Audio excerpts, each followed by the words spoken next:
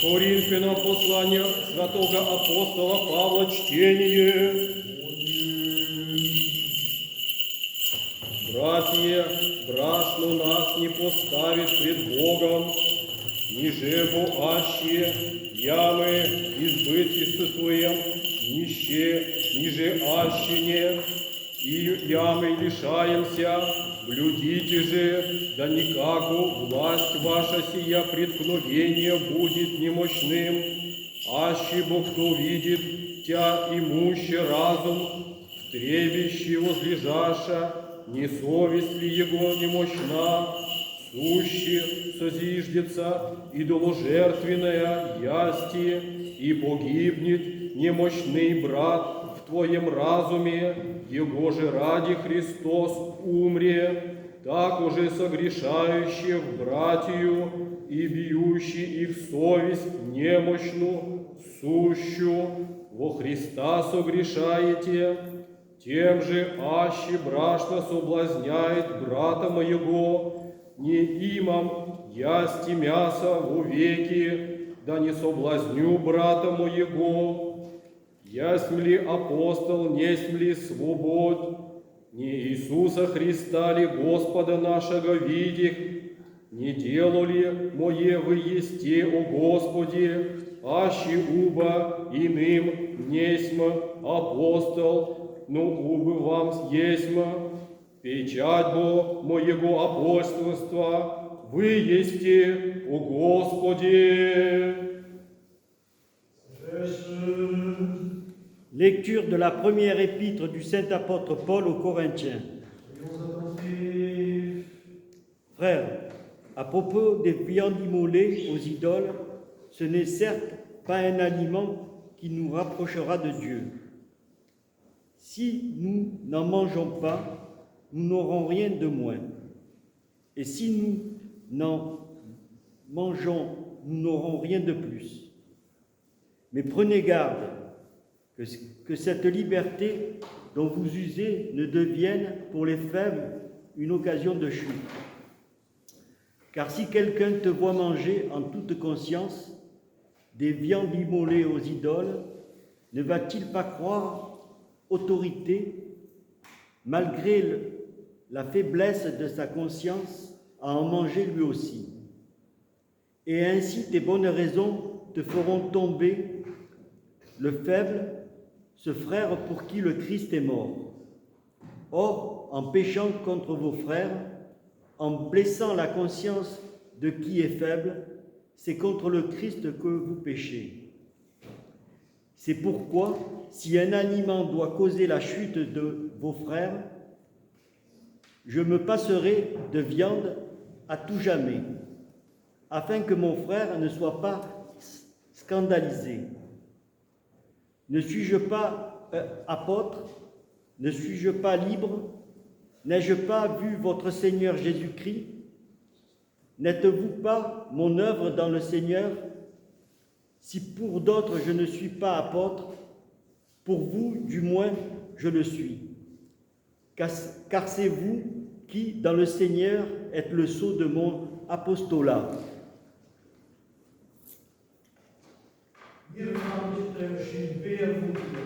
И Духові Твоєму. Глас 8. Аллилуйя, аллилуйя, аллилуйя.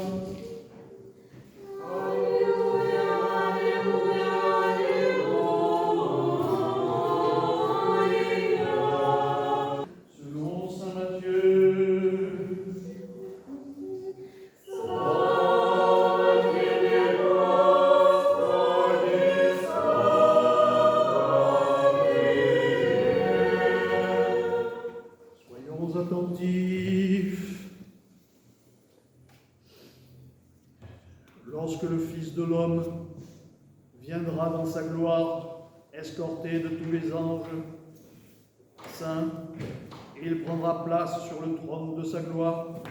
Devant lui seront rassemblées toutes les nations. Il les séparera les uns d'avec les autres, comme le berger sépare les brebis d'avec les boucs. Il placera les brebis à sa droite et les boucs à sa gauche. Alors le roi dira à ceux de sa droite, venez les brebis de mon Père, recevez en héritage le royaume qui vous a été préparé depuis les origines du monde. Car j'ai eu faim et vous m'avez donné à manger, j'ai eu soif et vous m'avez donné à boire, j'étais étranger et vous m'avez accueilli, j'étais nu et vous m'avez vêtu, malade et vous m'avez visité, prisonnier et vous êtes venu me voir. Alors les justes lui répondirent, Seigneur, quand est-il arrivé de te voir affamé, de te nourrir, assoiffé, de te désaltérer, étranger, de t'accueillir, nu et de te vêtir, malade ou prisonnier, de te visiter? Et le roi leur fera cette réponse.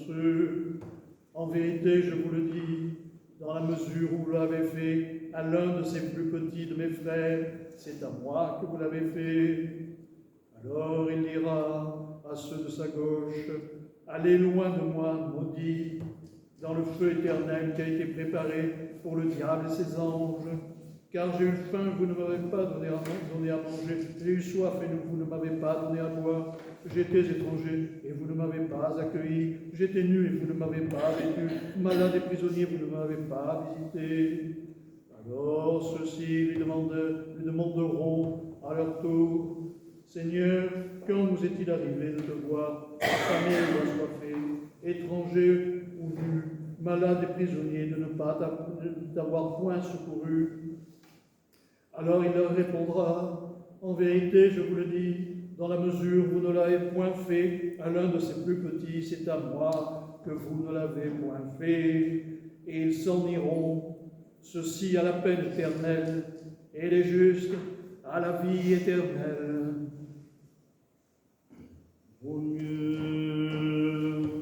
Вече Господь, и придет Сын Человеческий в славе Своей, и все святые ангели с Ним тогда сядет на престоле славы Своей, и соберутся пред Ним все языцы, и разлучит их друг от друга, яко же пастырь разлучает овцы от козлищ, и поставит овцы одесную себе, а козлища ощую. Тогда речет царь сущим одесную его, придите, благословение Отца моего, наследуйте уготованное вам царствие от сложения мира, взалкахся во и даст им ясти, возжадахся и напоисти мя, странен бег и видости мне, нах и одеясти мя, волен и посетисти мне в темнице бег, и придости ко мне, тогда отвещают ему праведницы глаголюще. Господи, когда Тебя видиха молчуша и напитахом, или жаждуша и напоихом, когда же Тебя видихом странно и бедохом, или нагая одеяхом, когда же Тебя видихом боляще или в темнице и придохом к Тебе, я отвещал царю вечери. Аминь, глаголю вам, понеже сотвористе единому сих братьев моих меньших, мне сотвористе. Тогда речет Иисус, мощую его, идите от меня, прокляти его огонь вечный, уготованный дьяволу и ангелам его, взалкахся во и не дасте ми ясти, возжадахся и не напоисте мне, странен бег и не бедости мне, нах и не одеясте мне, болен и в темнице и не посетисте мне. Тогда отвещает ему идти глаголюще, Господи, когда Тебя видиха молчуще, или жаждуще, или странно, или наго, или больно, или в темнице, и не послужихом Тебе, тогда отвещает им глаголя, аминь, глаголю вам, понеже не сотвористе единому сих меньших, не мне сотвористе, и идут все в муку вечную, праведницы же в живот вечный.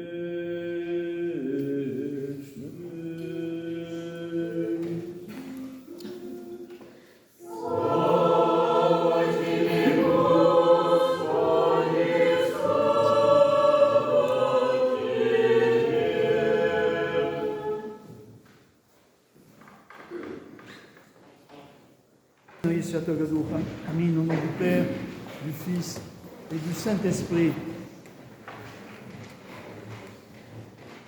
Chers frères et sœurs, nous sentons que nous approchons du début de ce grand carême qui va être important. Chaque année, chaque grand carême est important, mais sans doute, cette année, celui-ci le sera encore plus. Et donc, il nous reste plus qu'un dimanche, ce dimanche-là, et le dimanche suivant qui sera le dimanche de l'expulsion d'Adam du paradis, et qu'on appelle aussi le dimanche du pardon, qui est la forme chrétienne du grand pardon. Et aujourd'hui, l'avant-dernier dimanche, avant le carême, nous entendons la lecture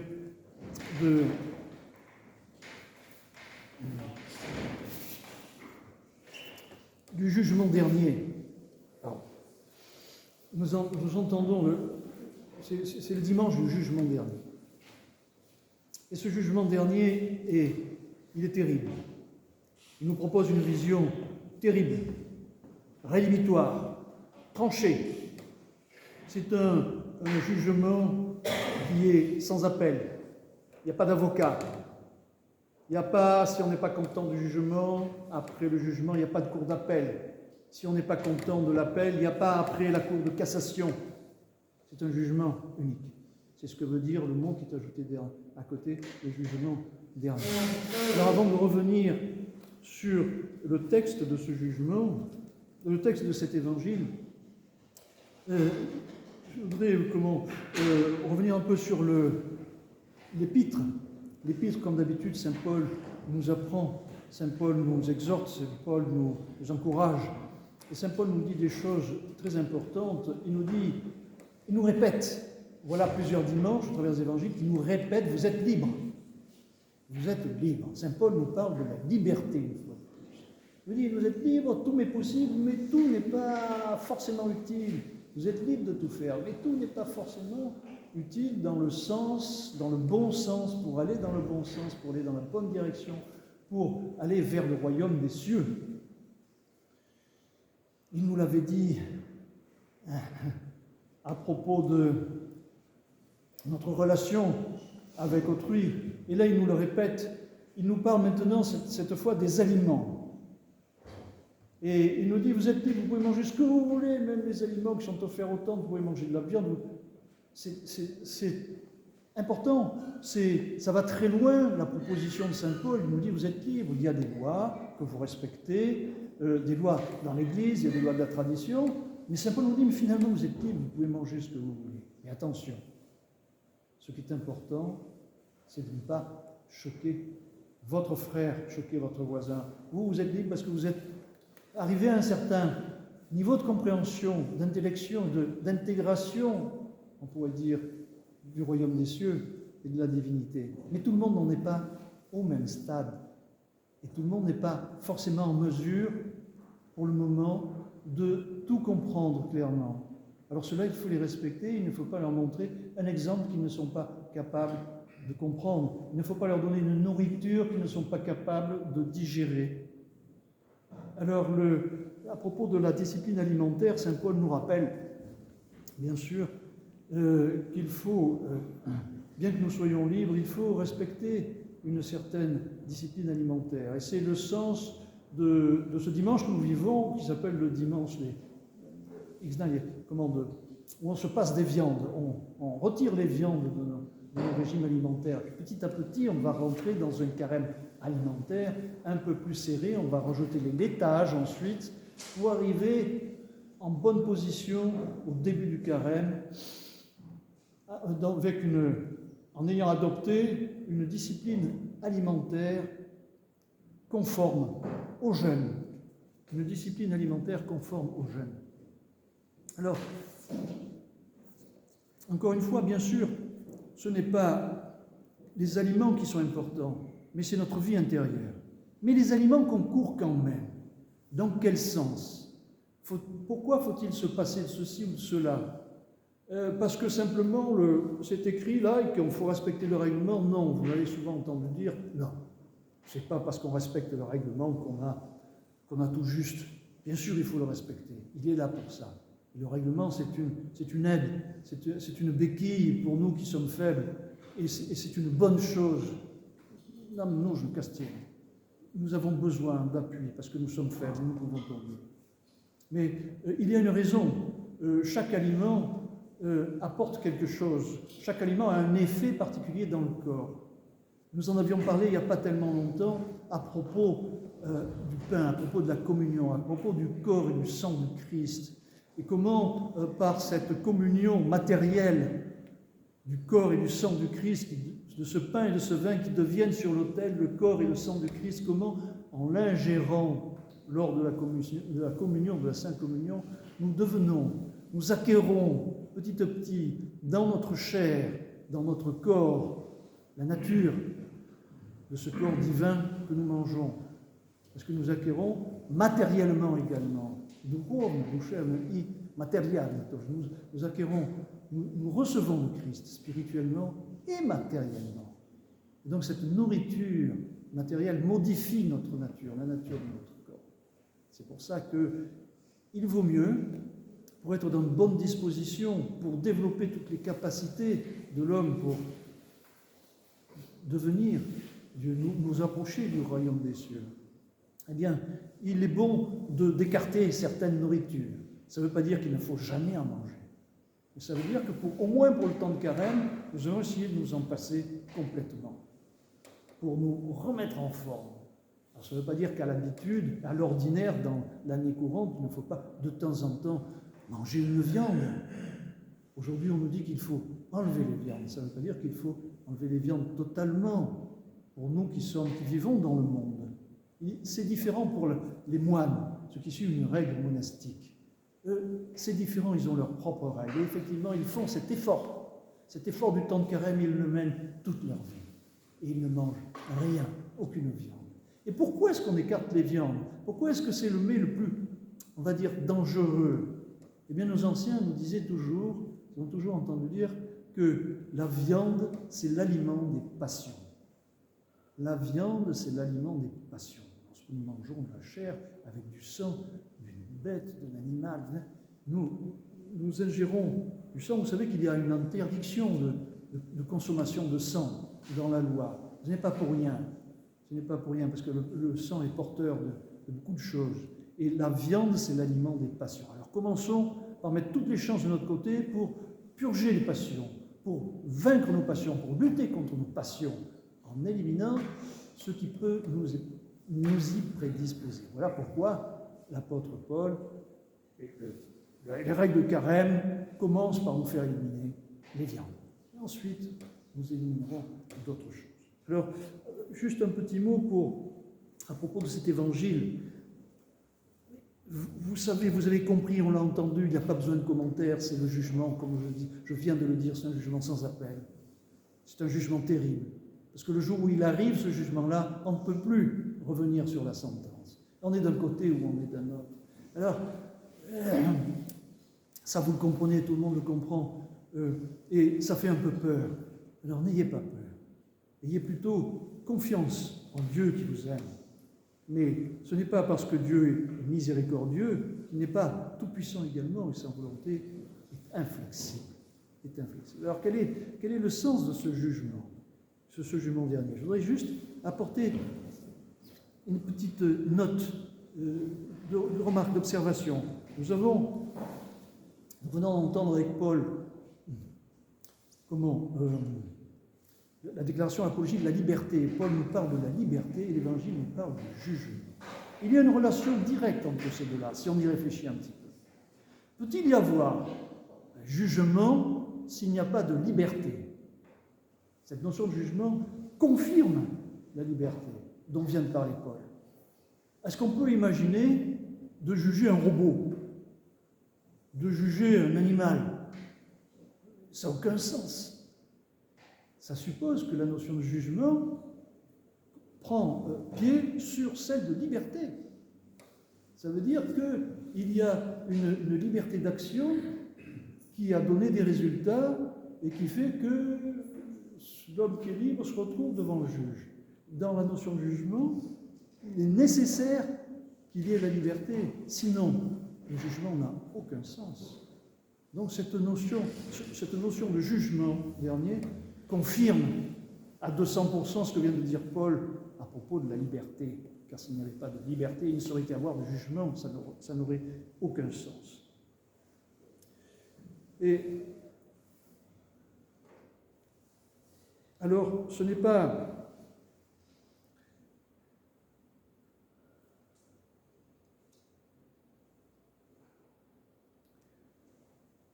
le jugement dont il est question. Il ne juge pas les personnes dans leur qualité propre. Le jugement ne dit pas « lui c'est un bon, lui c'est un mauvais », ce que nous explique l'Évangile. L'Évangile, le jugement exerce un discernement. Le jugement exerce une séparation, un discernement. Souvenez-vous, le Christ disait « Je ne suis pas venu apporter la paix, mais je suis venu apporter une épée pour trancher et discerner les boucs des brebis et pour séparer. » Eh bien, ce que l'Évangile nous dit, c'est qu'il ne discerne pas tant sur la qualité des personnes. Celui-là, il est bon, celui-là, il n'est pas bon. Pourquoi ? L'Évangile nous dit expressément, il le répète, il le décline longuement sous une forme presque de litanie.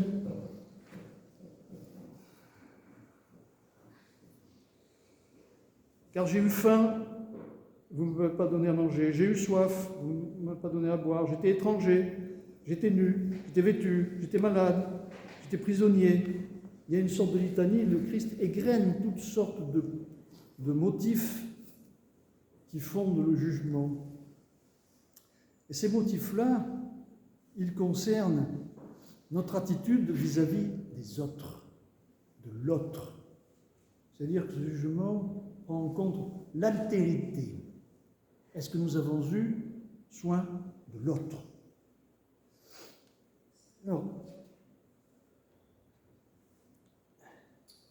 il n'y a pas, ce jugement dernier n'est pas fondé, comme on le disait au début, comme sur des règles des hommes, comme chez les hommes il y a des avocats, un appel, etc., où il y a un droit. Ce jugement n'est pas fondé sur le droit, ce jugement n'est pas fondé sur la loi, ce jugement est fondé sur un état. En fait, ce que ce jugement révèle, c'est l'état de l'homme, l'état dans lequel nous nous trouvons. Est-ce que nous sommes proches de notre prochain ? Est-ce que nous vivons en union avec notre prochain ou séparés de notre prochain ? Est-ce que nous sommes dans un état de séparation, de dualité, ou est-ce que nous sommes dans un état d'union les uns avec les autres ?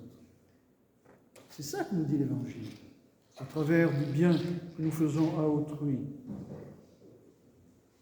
Est-ce que nous sommes dans la dualité ou est-ce que nous sommes dans l'unité ?